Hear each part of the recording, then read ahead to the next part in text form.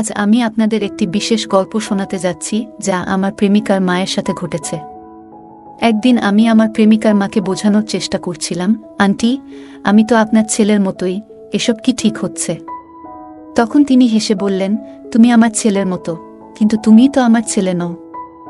আমি তোমাকে অনেক পছন্দ করি। আমার স্বামী চলে যাওয়ার পর থেকে আমি খুব একা হয়ে গেছি। কারো সঙ্গের খুব দরকার অনুভব করি, তাই তুমি পারো আমার এই একাকী দূর করতে। আমি একটু বিভ্রান্ত হয়ে বললাম, কিন্তু আন্টি, আমি তো আপনার মেয়েকে ভালোবাসি। এটা কিভাবে সম্ভব? তিনি গভীরভাবে তাকিয়ে বললেন, আমি জানি তুমি আমার মেয়েকে ভালোবাসো, কিন্তু আমার জীবনেও কিছু চাওয়া পাওয়া আছে। আমি আর একাকিত্ব শুইতে পারছি না, আর আমি জানতে চাই তুমি আমার মেয়ের জন্য উপযুক্ত কিনা। এসব বলে আন্টি আমাকে, হ্যালো বন্ধুরা, স্বাগতম আমাদের আজকের একটি বিশেষ গল্পে। আশা করি এই গল্পটি আপনাদের মন ছুঁয়ে যাবে। আমি ঈশান, আমি ছোট্ট একটি শহরে বড় হয়েছি। আজ আমি আপনাদের আমার জীবনের একটি স্মরণীয় অভিজ্ঞতার কথা বলতে যাচ্ছি। এটি তখনকার ঘটনা, যখন আমি কলেজের সেকেন্ড ইয়ারে পড়ি। আমার পাশের বাড়িতে অনিকা নামের একজন ভদ্রমহিলা থাকতেন। তার বয়স ছিল প্রায় 40 এবং তিনি একজন বিধবা। তার স্বামী একটি দুর্ঘটনায় মারা গিয়েছিলেন।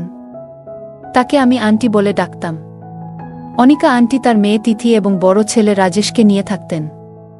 রাজেশ শহরে চাকরি করত, আর তিথি তখন 10ম শ্রেণীতে পড়ত। অনিকা আন্টি প্রায়ই আমাকে সন্ধ্যাবেলায় তিথিকে পড়ানোর জন্য ডাকতেন। তিথি খুবই সুন্দরী ছিল, তার মিষ্টি হাসি এবং সরল স্বভাব আমার মনকে খুব আকর্ষণ করত। আমি মনে মনে তাকে ভালোবেসে ফেলেছিলাম। অন্যদিকে তিথির চোখেও আমি বিশেষ কিছু অনুভব করতাম। একদিন বিকেলে তিথি ছাদে ছিল, আর আমি তাকে পড়ানোর জন্য তাদের বাড়িতে গিয়েছিলাম। তখন অনিকা আন্টি আমাকে ডেকে আলাদা করে বললেন, তোমার সাথে একটা কথা বলার আছে। তুমি তিথিকে খুব যত্ন করে পড়াচ্ছ। আমি সেটা দেখছি। তবে আমি জানতে চাই তুমি আমার মেয়ের ভবিষ্যতের জন্য উপযুক্ত কিনা। তিথির চোখ যেন সবসময় আমাকে খুঁজে বেড়াত। যখনই সে আমাকে দেখত, তার ঠোঁটের কোণে একটি মিষ্টি হাসি ফুটে উঠত। আমি বুঝতে পারতাম আমাদের দুজনের মধ্যে ধীরে ধীরে এক অদ্ভুত সম্পর্ক তৈরি হচ্ছে, যা এক ধরনের অনুভূতির জন্ম দিচ্ছিল। একদিন আমি তিথিকে পড়ানোর জন্য তাদের বাড়িতে গিয়েছিলাম। পড়ানোর ফাঁকে ভুলবশত আমার মোবাইল ফোনটি সেখানে রেখে চলে আসি। বাড়ি ফেরার কিছুক্ষণ পর মা আমাকে ডাক দিয়ে বললেন, তিথির মা ফোন করেছিল। তুমি তোমার মোবাইল ওখানে ফেলে এসেছ। এখন ওখান থেকে গিয়ে নিয়ে আসো। আমি একটু ভয় পেয়ে গেলাম, কারণ মা লাপরোয়াভাবে মোবাইল রেখে আসার জন্য আমাকে ইতিমধ্যেই বকাঝকা করছিলেন। যাই হোক, আমি তিথির বাড়ি গেলাম ফোন আনতে। দরজায় পৌঁছানোর সঙ্গে সঙ্গে তিথির মা অনিকা আন্টি আমাকে দেখে মৃদু হেসে বললেন, ঈশান, তোমার ফোনে অনেক ভালো সিনেমা রয়েছে। আমি অবাক হয়ে গিয়েছিলাম। আমার ফোনে সত্যিই অনেক সিনেমা ছিল, তবে কোনো সিনেমার কথা অনিকা আন্টি বলছেন তা বুঝতে পারছিলাম না। তাই আমি অন্যমনস্ক ভান করে বললাম, ধন্যবাদ অনিকা, কিন্তু আপনি কোনো সিনেমার কথা বলছেন? অনিকা মুচকি হেসে উত্তর দিলেন, যে সিনেমার গল্পগুলো মানুষকে নিজের জীবনের কথা মনে করিয়ে দেয়। আমি তার কথার অর্থ বুঝতে চেষ্টা করছিলাম। তিথি তখন ছাদে দাঁড়িয়ে আমাদের কথোপকথন দেখছিল, এবং তার মিষ্টি হাসি আরও উজ্জ্বল হয়ে উঠছিল। অনিকা আমার ফোনটি আমার হাতে তুলে দিয়ে বললেন, ঈশান, ফোনে পাসওয়ার্ড লাগিয়ে রাখলে ভালো হয়। আমি মৃদু হাসি দিয়ে বললাম, ঠিক আছে অনিকা আন্টি, ধন্যবাদ। এরপর ফোন নিয়ে বাড়ি চলে এলাম। রাতে খাওয়া দাওয়ার পর বিছানায় শুয়ে পড়লেও ঘুম যেন আমার চোখ থেকে দূরে ছিল। আন্টি সেদিন যা বললেন তা আমার মনে ঘুরপাক খাচ্ছিল। তার কথাগুলো যেন কোনো ইঙ্গিতবাহী ছিল, যা আমাকে অস্বস্তি দিচ্ছিল। এরপর থেকে আন্টি আমার প্রতি অদ্ভুতভাবে মনোযোগ দিতে শুরু করলেন। কখনো ছাদে, কখনো গলিতে, আবার কখনো অপ্রত্যাশিতভাবে বাড়িতে ডেকে আমাকে কথা বলতেন। তার আচরণে আমি মাঝে মাঝে বিভ্রান্ত হয়ে পড়তাম। একদিন সন্ধ্যায় আমি তিথিকে পড়াতে তাদের বাড়িতে গিয়েছিলাম। বাড়ি ঢুকতেই আন্টি বললেন, আজ তিথি বাড়িতে নেই, ও তার কাকুর বাড়ি গেছে। সকালে ওর কাকা এসে নিয়ে গেছেন। আমি বললাম, তাহলে তো আজ আর পড়ানো হবে না। আমি তাহলে উঠি? আন্টি বললেন, যেহেতু এসেই পড়েছ, বসো, আমি চা বানিয়ে আনছি, একসঙ্গে একটু গল্প করি। তার কথায় সম্মতি জানিয়ে আমি বসে পড়লাম এবং টিভি চালিয়ে দিলাম। বাড়িতে সেদিন আমরা দুজন ছাড়া আর কেউ ছিল না। কিছুটা অস্বস্তি হলেও আমি সেটা চেপে রাখার চেষ্টা করছিলাম। কিছুক্ষণ পর আন্টি চায়ের কাপ নিয়ে এলেন। চা দেওয়ার সময় তিনি হঠাৎ আমার হাত ধরে বললেন, তোমার হাতটা খুব মোলায়েম। এই কথায় আমি খানিকটা ঘাবড়ে গেলাম। তার চোখে এক অদ্ভুত দৃষ্টিভঙ্গি ছিল যা আমাকে কিছুটা বিচলিত করল। আমি সেই মুহূর্তে পরিস্থিতি সামলে নিয়ে দ্রুত চা শেষ করে বললাম, ঠিক আছে আন্টি, আমি এখন উঠি, কাল আবার আসব। এরপর দ্রুত তাদের বাড়ি থেকে বেরিয়ে এলাম। আন্টি মৃদু হেসে আমার পাশে এসে বসে বললেন, ঈশান, আজ আমাকে বাজারে যেতে হবে, তুমি কি আমার সঙ্গে যাবে? আমি বললাম, আন্টি, আজ আমার কিছু কাজ আছে, তাই আমাকে এখন বাড়ি ফিরতে হবে। তিনি মৃদু হাসি দিয়ে বললেন, ঠিক আছে, তোমার কাজ সেরে নেও, ফ্রি হলে আমাকে জানিও। আমি চায়ের কাপ টেবিলে রেখে উঠে দাঁড়ালাম। বললাম, ঠিক আছে আন্টি, আমি এখন যাই, পরে দেখা হবে। এরপর দ্রুত বাড়ি ফিরে আসি। বাড়িতে এসে আন্টির সম্পর্কে ভাবতে লাগলাম। মনে হচ্ছিল, আন্টি কেন এমন আচরণ করছেন? তার কি কোনো বিশেষ উদ্দেশ্য আছে, নাকি আমি অযথা বেশি ভেবে ফেলছি? নিজেকে বোঝানোর চেষ্টা করলাম, ঈশান, হয়তো তুই ভুল বুঝেছিস, আন্টি তো কেবল ভদ্রভাবে কথা বলেন। হয়তো আমি নিজেই অকারণে ভুল অর্থ বের করছি, কিন্তু এই চিন্তা মাথা থেকে সরাতে পারছিলাম না। ঠিক তখনই মা আমার ঘরে এসে বললেন, ঈশান, বাজার থেকে কিছু জিনিস আনতে হবে, তাড়াতাড়ি গিয়ে নিয়ে আয়। আমি বললাম, ঠিক আছে মা, আমি এখনই যাচ্ছি। এমন সময় আন্টি মায়ের ফোনে কল করলেন। মাকে বললেন, আমাকে বাজারে কিছু কাজ করতে হবে, ঈশান কি আমাকে একটু নিয়ে যেতে পারবে? মা বললেন, ঈশান তো এখনই বাজারে যাচ্ছে, তুমি চাইলে ওর সঙ্গেই চলে যেও। মায়ের কথা শুনে আমি কিছুটা হতভম্ব হয়ে গেলাম।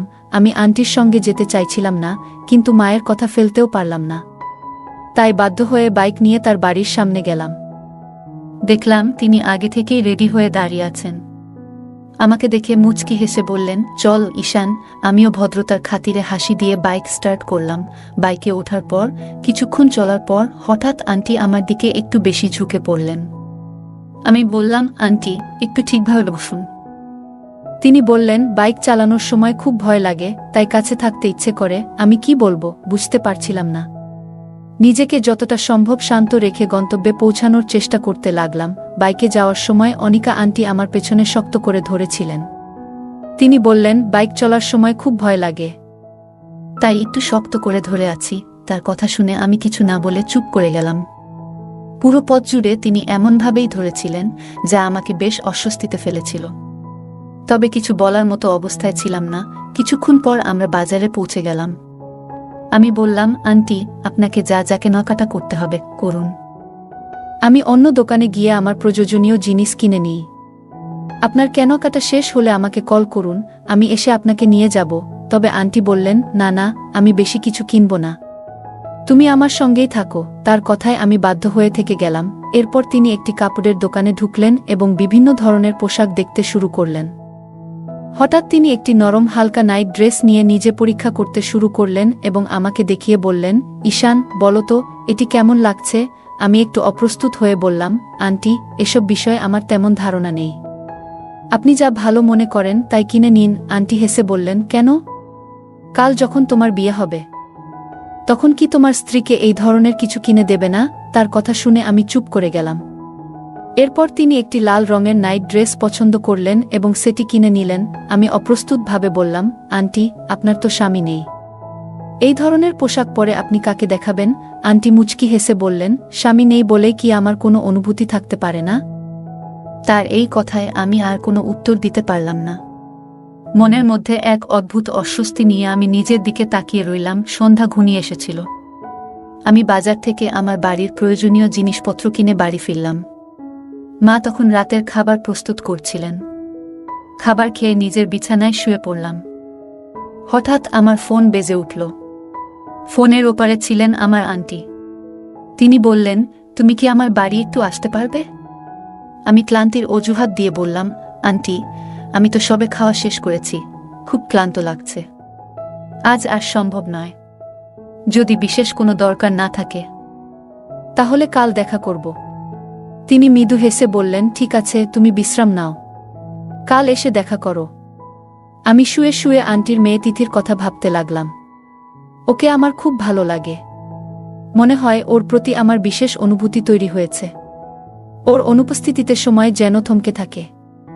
নিজেই ভাবতে লাগলাম, তিথি যদি ওর চাচার বাড়ি থেকে ফিরে আসে তাহলে আমি আমার মনের কথা ওকে জানাবো। ও কি উত্তর দেবে সেটা ভেবে আমি দোটানায় পড়ে গেলাম। এসব ভাবতে ভাবতে কখন যে ঘুমিয়ে পড়লাম বুঝতেই পারিনি। সকালে ঘুম ভাঙতেই দেখি আন্টির একটা শুভ সকাল জানানো মেসেজ মোবাইলে এসেছে। মেসেজ পড়ে আমার মনের ভিতর অস্বস্তি শুরু হলো। আমি দ্রুত মোবাইলটা বন্ধ করে দিলাম যাতে আর কোনো ঝামেলায় না পড়ি। আমি এখন আন্টির ডাকে একটু এড়িয়ে চলতে শুরু করেছি। সকালে ঘুম থেকে উঠে সোজা বাথরুমে গিয়ে ফ্রেশ হলাম। গোসলের পর মনে হলো বন্ধুদের সঙ্গে সময় কাটানোর জন্য একটু বাইরে যাওয়া যাক। তাই তাড়াতাড়ি তৈরি হয়ে মোবাইল চালু করলাম বন্ধুকে ফোন দেওয়ার জন্য। কিন্তু ফোন অন করতেই দেখি আন্টির 15-20টা মিসড কল। পরিস্থিতি বুঝে দ্রুত বন্ধুকে কল করলাম, তারপর ফোন আবার বন্ধ করে পকেটে রেখে দিলাম। আমি বন্ধুর সঙ্গে সিনেমা হলে গিয়ে একটা সিনেমা দেখলাম। রাত বাড়লে বাড়ি ফিরে এলাম আর মা রেগে আমাকে বলল, ফোন বন্ধ করে রাখার কি দরকার ছিল? আমি তো তোকে কতবার কল করেছি। আমি বললাম, মা মনে হয় ব্যাটারি ডাউন হয়ে গিয়েছিল। কিছু দরকার ছিল কি? মা বললেন, আমার তো কিছু দরকার ছিল না, কিন্তু তোর আন্টি মানে তিথির মা বারবার আমাকে ফোন করে তোকে খুঁজছিল, তাই আমি তোকে বারবার কল করছিলাম। আমি মাকে একটা অজুহাত দিলাম, মা আমি তো আজ খুব ক্লান্ত, ঘুম দরকার, এখনই যেতে পারবো না। মা আমাকে বোঝানোর চেষ্টা করল, একবার তার বাড়ি গিয়ে দেখে আয়, হয়তো জরুরি কিছু দরকার। আমি মাকে বললাম, কাল সকালে যাব, আজ একটু বিশ্রাম দরকার। মা দীর্ঘশ্বাস ফেলে বলল, যেমন ইচ্ছা, কিন্তু মানুষের সাহায্য করতে দেরি করিস না বাবা। আমি মায়ের কথা শুনে ভাবতে লাগলাম, হয়তো মায়ের কথাটা ঠিক, কিন্তু আজকের জন্য এড়িয়ে গিয়ে ঘুমানোর সিদ্ধান্ত নিলাম। আন্টির স্বামী নেই, ছেলে অনেক দূরে থাকে আর মেয়েটি চাচার বাড়িতে গেছে। তিনি একেবারে একা। মা আমাকে বারবার বোঝালেন, একবার গিয়ে দেখে আয়, হয়তো কোনো দরকারে ডেকেছে। মায়ের কথা রাখতে আমি বাধ্য হলাম এবং আন্টির বাড়ির দিকে রওনা হলাম। আমি দরজায় বেল দিলাম আর আন্টি দ্রুত এসে দরজা খুললেন।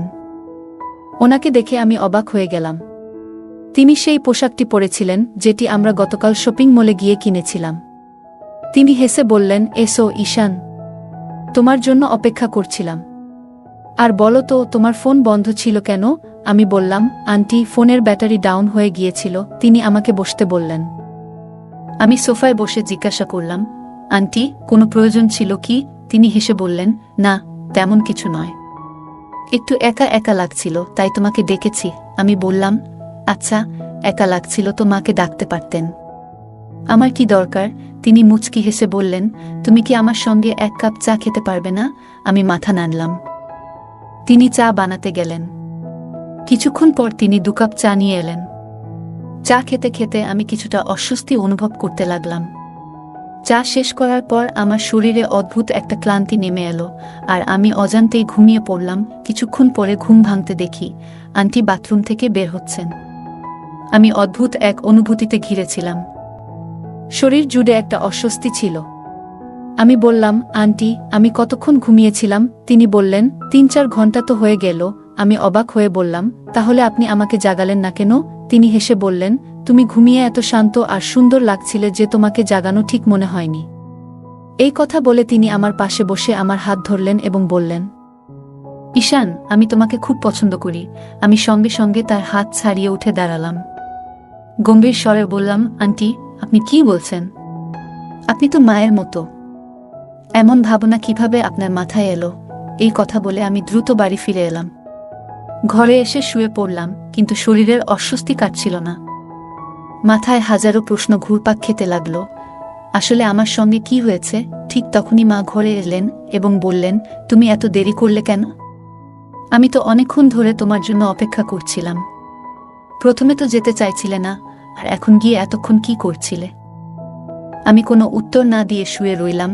রাতে মা বললেন, খাওয়া শেষ করো, অনেক রাত হয়ে গেছে। আমি মাথা নিচু করে বললাম, মা আমার খিদে নেই। আমার খিদে তৃষ্ণা সব চলে গেছে। খাবার না খেয়েই আমি ঘুমিয়ে পড়লাম। সকালে ঘুম ভেঙে দেখি আন্টির একটি গুড মর্নিং মেসেজ এসেছে। মেসেজটি দেখার আগে ফোন ভেঙে ফেলতে ইচ্ছে করছিল। হঠাৎ মা ডাক দিয়ে বললেন, তাড়াতাড়ি নাস্তা করো, রাতেও কিছু খাসনি। আমি বললাম, মা এখনো খিদে নেই, যখন খিদে লাগবে তখন খাবো। মা আমার কথা শুনে চলে গেলেন। কিছুক্ষণ পরে আবার আন্টির মেসেজ এলো, সঙ্গে একটি ছবি। ছবিতে আমি এবং আন্টি ছিলাম। এর পরপরই ফোন বেজে উঠল। আন্টি বললেন, যদি 15 মিনিটের মধ্যে আমার বাড়ি না আসো, তাহলে এই ছবি আমি তোমার মাকে পাঠিয়ে দেব। আমি আতঙ্কিত হয়ে পড়লাম। কোনো উপায় না দেখে বাধ্য হয়ে আন্টির বাড়ি গেলাম। বাড়িতে ঢুকেই বললাম, আন্টি, আপনি কাল আমাকে কি খাওয়ালেন? আর এই ছবিটি কখন তুললেন? আন্টি মুচকি হেসে বললেন, কিছুই তো নয়। যা হয়েছে সেটা তুমি জানো না। এখন আমার কথা শুনে কাজ করবে। আমি বিস্মিত হয়ে বললাম, আন্টি, আপনি কি আমাকে ব্ল্যাকমেইল করছেন? তিনি বললেন, তোমার যা ইচ্ছে ভাবতে পারো, তবে এখন থেকে তুমি আমার নির্দেশেই চলবে। আমি দৃঢ়ভাবে বললাম, এটা কখনোই হবে না। আপনি যা করার করবেন, কিন্তু আমি আপনার কথা মানব না। আমি আপনার মেয়েকে কেশব বলে দেব। ও জানুক ওর মা কি করছেন। এই কথা বলে আমি বাড়ি ফিরে এলাম। পরের দিন তিথি তার চাচার বাড়ি থেকে ফিরে এলো। আমি সিদ্ধান্ত নিলাম যে তিথির কাছে সত্য প্রকাশ করব, যদিও জানতাম এতে ও আমার উপর রাগ করতে পারে। তবুও আমি ঠিক করলাম, ওর মায়ের আসল চেহারা ওকে দেখাবো। তিথিকে ফোন করে দেখা করার কথা বললাম। আমি তিথিকে ফোন করে বললাম, তোমার সঙ্গে একটা জরুরি কথা আছে। তুমি কি আজ বিকেলে পার্কে আসতে পারবে? তিথি একটু চুপ করে রইল, তারপর বলল, আচ্ছা, আমি আসছি। তবে বলো তো, কি ব্যাপার? আমি বললাম, সামনাসামনি বলাই ভালো। তুমি এলে সব খুলে বলবো। বিকেল গড়িয়ে সন্ধ্যা নামার আগেই তিথি পার্কে এসে পৌঁছালো। ওর মুখে কৌতূহল ও উদ্বেগের মিশ্র ছাপ ছিল। আমি কোনো সময় নষ্ট না করে তাকে বসতে বললাম। তারপর ধীরে ধীরে শুরু করলাম, তিথি, আমি এতদিন ধরে একটা বড় বোঝা বয়ে বেড়াচ্ছি। তোমার মা আমাকে নিয়ে যা করেছেন তা আর লুকিয়ে রাখতে পারছি না। তুমি এই ছবিটা দেখো। ছবিটা আমার ফোনের স্ক্রিনে দেখিয়ে দিলাম। ছবিতে আমি সম্পূর্ণ অচেতন অবস্থায় পড়ে আছি। তিথি প্রথমে ছবিটা দেখে কিছুই বুঝতে পারল না। চোখ কুঁচকে বলল, এটা কি? এটা কখন হয়েছে? আমি শান্ত গলায় বললাম, তোমার মা সেদিন আমাকে জোর করে একটা পানীয় খাইয়েছিলেন যাতে ওষুধ মেশানো ছিল। এরপর আমি অচেতন হয়ে পড়ি। উনি এই ছবিটা তুলে আমাকে ব্ল্যাকমেইল করার চেষ্টা করেছিলেন। উনার উদ্দেশ্য ছিল আমাদের সম্পর্ক ভাঙা। উনি আমাকে তোমার থেকে দূরে সরিয়ে দিতে চেয়েছিলেন। তিথি হতবাক হয়ে গেল। তার মুখে যেন কথা আসছিল না। বেশ কয়েক মুহূর্ত চুপ থাকার পর সে ছবিটার দিকে ভালো করে তাকালো। তার চোখে যেন বিশ্বাস আর অবিশ্বাসের এক অসম লড়াই চলছিল। কিছুক্ষণ পর সে মৃদু কাপা গলায় বলল, ঈশান, আমি বিশ্বাস করতে চাইনি, কিন্তু ছবিটা যে সত্যি কথা বলছে। মা এমন কিছু করতে পারে তা আমার কল্পনাতেও আসেনি। আমি খুব লজ্জিত ঈশান। মায়ের এমন কাজের জন্য আমি তোমার কাছে ক্ষমা প্রার্থী। আমি তার চোখে জল দেখতে পেলাম। তিথির এমন অবস্থা দেখে আমি তাকে শান্ত করতে এগিয়ে গেলাম। বললাম, তিথি, তুমি আমার কাছে ক্ষমা চাইছো কেন? এটা তোমার দোষ নয়। তুমি আমার কথা বিশ্বাস করেছ, এটাই আমার কাছে অনেক বড় ব্যাপার। এটা তোমার মায়ের কাজ, তোমার নয়। আমি জানি তুমি কখনো এমন কিছু করবে না। তিথি আমার কথা শুনে চলে যেতে চাইল। তার মুখে এক অদ্ভুত দৃঢ়তা, যেন কিছু বলতেই চাইছে, কিন্তু সাহস পাচ্ছে না। আমি দ্রুত এগিয়ে গিয়ে তার হাত ধরে থামালাম। গলাটা শুকিয়ে আসছিল, কিন্তু সাহস সঞ্চয় করে বললাম, তিথি, আমি তোমাকে ভালোবাসি। জানি না এই মুহূর্তে এসব বলা ঠিক হচ্ছে কিনা, তবে আমি আর এক মুহূর্ত তোমার থেকে দূরে থাকতে পারবো না। যখন তুমি তোমার চাচার বাড়িতে ছিলে, প্রতিটি মুহূর্ত আমার কাছে অসহ্য ছিল। আমি প্রতিদিন শুধু তোমার মুখটা দেখার জন্য বেঁচেছিলাম। সত্যি, আমি তোমাকে খুব ভালোবাসি। আমার কথা শুনে তিথি স্তব্ধ হয়ে গেল। চোখের কোণে লজ্জার লালিমা খেলে গেল, কিন্তু সেই লজ্জার আড়ালে আনন্দের ঝিলিকও ছিল। কিছুক্ষণ চুপ থেকে সে নরম গলায় বলল, ঈশান, আমিও তোমাকে ভালোবাসি। অনেক দিন ধরেই বলতে চেয়েছিলাম, কিন্তু সাহস হচ্ছিল না। আমার মনে হয়েছিল তুমি হয়তো আমার এই অনুভূতি বুঝবে না। তার কথা শুনে আমার বুকের ভেতর আনন্দে যেন ঢেউ খেলে গেল। আমি তখনই বুঝতে পারলাম, এই ভালোবাসা শুধু আমার নয়, দুজনের। তিথি এক পা এগিয়ে এসে ফিসফিস করে বলল, আমাদের দ্রুত বিয়ে করা উচিত। আমি আর মায়ের সঙ্গে থাকতে পারবো না। তার প্রতি আমার যতটা শ্রদ্ধা ও ভালোবাসা ছিল সব শেষ হয়ে গেছে। তার নিয়ন্ত্রণ থেকে বেরিয়ে আসতে চাই। তিথির কথা শুনে আমি হতভম্ব হয়ে গেলাম। এতদিন তার মায়ের সঙ্গে তার সম্পর্ক যে এমন তিক্ত হয়ে উঠেছে তা আমি বুঝতেই পারিনি। আমি তার কাঁধে হাত রেখে বললাম, তিথি, চিন্তা করো না, আমরা একটা সুন্দর ভবিষ্যৎ তৈরি করব, কিন্তু সমাজের নিয়মও আমাদের মানতে হবে। তুমি 18 বছর হলে আমরা বিয়ে করব। আমি প্রতিশ্রুতি দিচ্ছি, তোমার জীবন সুখী করার জন্য আমি সবকিছু করব। তিথি শান্ত হয়ে আমার দিকে তাকালো। তার চোখে ভালোবাসা আর বিশ্বাসের মিশ্রণ স্পষ্ট ছিল। আমরা সেদিন একসঙ্গে একটা প্রতিজ্ঞা করলাম যে আমাদের সম্পর্ককে কোনো কিছুই আর দুর্বল করতে পারবে না। সময়ের সাথে তিথি 18 বছর পূর্ণ করল। সমাজের সমস্ত নিয়ম মেনেই আমরা একে অপরের জীবনসঙ্গী হলাম।